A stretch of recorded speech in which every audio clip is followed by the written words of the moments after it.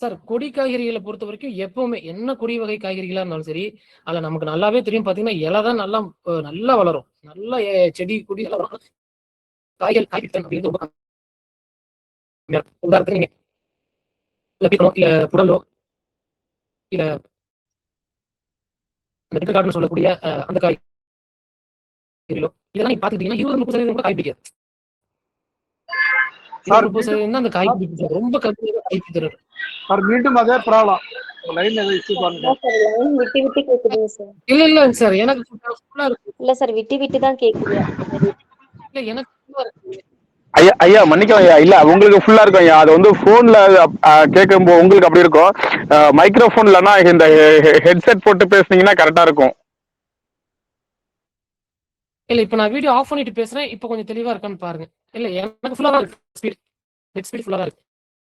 இப்ப இதுதான் மண்துறை பரிசோதனை அடிப்படையில் எதுக்கு நம்ம சாகுபடி பண்ணணும் அப்படின்னா, 2 வார்த்தையில சொல்லணும் அப்படின்னா, எவ்வளவு சத்து இருக்குது, என் பயிருக்கு எவ்வளவு தேவை, நான் இன்னும் அந்த கேப் எப்படி ஃபில் பண்ணும், அவ்வளவுதான். கண்மூடித்தனமா கொண்டு போய் கொட்டாம இவ்வளவுதான் தேவை என் பயிருக்கு, நான் அவ்வளவுதான் கொடுக்க போறேன். அதுவுமே பிரிச்சு கொடுக்க போறேன். இல்லைன்னா தண்ணியில கரைச்சி விட போறேன். வாட்டர் சால்யூபிள் ஃபெர்டிலைசரா நீரில் கரை மூலமா கொடுக்க போறேன். அப்ப நீரில் கரை மூலமா கொடுத்தீங்கன்னு வச்சுங்களேன், இப்ப கத்திரிக்கு 100 கிலோ தலைச்சத்துல நீ கொடுக்க வேண்டியதில்லை.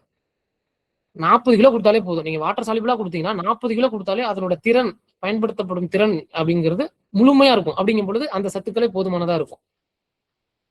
இது ஃபர்ஸ்ட் டாபிக். சரிங்களா? அடுத்தது ரகமா இப்ப நம்ம பார்க்க போற காய்கறிகள்ல ரகம் முக்கியமா, வீரிய ஒட்டு ரகம் முக்கியமா, இப்படி 2 பார்க்க போறோம். எதை நம்ம தேர்வு பண்ணலாம், ரகங்களையா இல்ல வீரிய ஒட்டு ரகங்களையா? அப்படி பார்க்கும் பொழுது பெரும்பான்மையா நம்ம பயன்படுத்தக்கூடிய காய்கறிகள் எல்லாமே வீரிய ஒட்டு ரகங்கள் தான் பயன்படுத்துறோம். ஏன்னா அதுலதான் நமக்கு மகசூல் அப்படிங்கிறது நிறைய கிடைக்குது.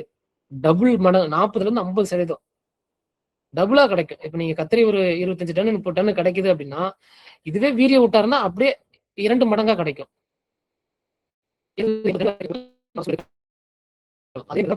நார்மலா 25-30 டன் எடுத்து கூட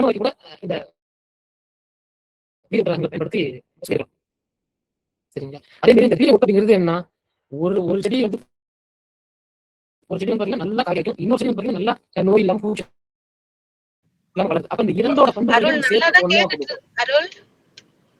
நல்லா கேட்டுட்டு இருந்ததுப்பா. இப்ப வாய்ஸ் அதே மாதிரி ப்ராப்ளம் ஆகுது.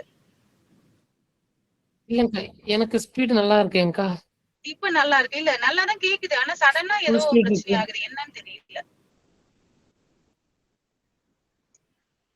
சார். இல்ல நீங்க வந்து இந்த ஹெட்போன் யூஸ் பண்ணீங்கன்னா சரியா இருக்கும் சார். இந்த ஹெட்செட் நெக் பேண்ட்லாம் இருக்குல்ல, அது யூஸ் பண்ணா சரியா இருக்கும்.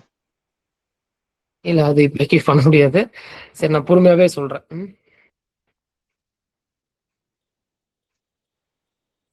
வீரிய ஒட்டு ரகங்களை பொறுத்த வரைக்கும் முதல் சொல்லுங்க சார். சார் இல்லைன்னா ஒரு லெஃப்ட் ஆயிட்டு மாதிரி ஜாயின் பண்ணுங்க சார். இல்லைன்னா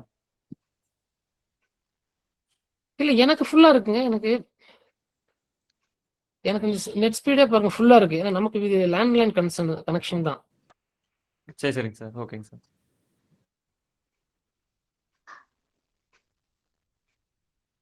உங்க சைடு ஏதாவது டவர் இருக்கா இல்லையாங்கிறத கொஞ்சம் பாத்துக்குங்க. அக்கா இப்ப கேக்குதா? இப்ப கிளியரா தான் இருக்கு அருள். திடீர்னு தான் அந்த மாதிரி ஆகுது. நல்லா தான் கேக்குது. ஆனா சடனா ஒரு சில டைம்ல வந்து வாய்ஸ் வந்து ஒரு மாதிரி குறைன்னு சத்தம் வர மாதிரி ஆகுது. சரி இப்ப நல்லா இருக்கு. அது அப்ப உங்களுக்கு மேபி இருக்கலாம். சரி நீங்க கண்டினியூ பண்ணுங்க. நல்லா தான் இருக்கு. ஐயா எல்லாருக்கும் அப்படிதான் கேக்குது, எனக்கும் அப்படிதான் கேக்குது. நான் பெரம்பலூர்ல இருந்து பண்றேன். சரிங்க சார். இப்ப நீங்க இப்ப எல்லாரும் கேட்கும்போது நீங்க உங்க வாய்ஸ் நல்லா இருக்கு. நீங்க சொல்லிட்டே இருக்கும்போது இடையில ஒரு மாதிரி ஸ்பீடா ஓடுற மாதிரியும் ஒரு மாதிரி ஸ்ட்ரக் ஆகி வர மாதிரி இருக்கு. ஓம் சார், நான் வந்து இலங்கையில இருந்து கதைக்கிறேன். கொஞ்சம் ஸ்லோவாவே நான் பேசுறேன் சார். ஓகே, கொஞ்சம் பொறுமையா நான் பேசுறேன். அப்புறம் நீங்க சொல்லுங்க எப்படி இருக்கு சார். இதுக்கு ஒரு பல காரணங்கள்ல ஒண்ணு வந்து நீங்க வந்து வீட்டுக்குள்ள வந்து பேசினா கரெக்டா வாய்ஸ் கிடைக்கும். வெளியே காத்து வேகமா அடிக்குன்னு வச்சுக்கீங்களேன், அந்த அதிக காத்துல பேசினாலும் அந்த மாதிரி டிஸ்டர்ப் ஆகும். Okay sir. இல்ல நான் வீட்டுக்குள்ளதான் சார் இருக்கேன். இருக்கேன். ஓகே அருள், இப்ப நல்லா தான் இருக்கு அருள். நீ பேசி டைம் போக வேண்டாம். ஓகே. அப்ப நம்ம பண்ணக்கூடிய பெரும்பான்மையான காய்கறி அப்படின்னு பாத்தீங்க அப்படின்னா எல்லாமே வீரிய ஒட்டு ரகங்கள் தான். விரல் விட்டு எண்ணக்கூடிய எண்ணிக்கையில மட்டும்தான் நம்ம நாட்டு ரகங்களையோ இல்ல நாட்டு காய்கறிகளையோ நம்ம சாகுபடி பண்றோம். அப்படி பாத்தீங்கன்னா கத்தரி மட்டும்தான், ஓரளவிற்கு கத்தரி மட்டும்தான் நம்ம வந்து நாட்டு ரகங்களை பயன்படுத்துறோம். ரகங்கள், அது ஒட்டு கிடையாது, ரகங்கள். மற்றபடி மற்ற காய்கறிகள், அது தக்காளியா இருக்கட்டும், மிளகாயா இருக்கட்டும், இல்ல கொடி காய்கறிகளா இருக்கட்டும், இது எல்லாமே 95% வந்து பாத்தீங்கன்னா வீரிய ஊட்டு தான் பயன்படுத்துறோம். இந்த வீரிய ஊட்டுல இருக்கக்கூடிய ஒரு சில பிரச்சனைகள் என்ன அப்படின்னா, மீண்டும் மீண்டும் நம்ம போய் ஒரு நிறுவனத்தையே சார்ந்து நம்ம விதைக்காக காத்திருக்க வேண்டியதா இருக்கு. திடீர்னு நமக்கு விதையே கொடுக்கல அப்படின்ட்டா நம்ம என்ன பண்ண முடியும்?